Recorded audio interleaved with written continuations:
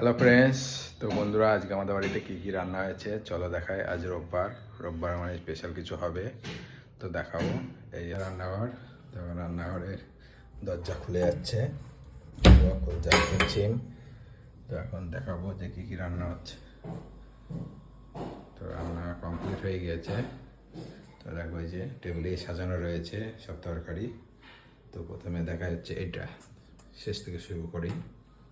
দেখো এই যে হচ্ছে পুঁই মিচুটি আলু দিয়ে ভাজা ভাজা, আর এখানে রয়েছে রুই মাছ দিয়ে পেঁপে দিয়ে তরকারি।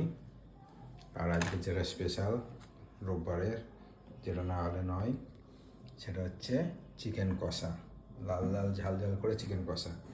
তো বন্ধুরা, তোমাদের বাড়িতে কী কী রান্না হলো কমেন্ট করে জানাও। আমি এটা খাবো, সেই ভিডিও দেখাবো। চ্যানেলটি সাবস্ক্রাইব করে রাখো এবং কেমন রান্না হয়েছে সবই বলবো।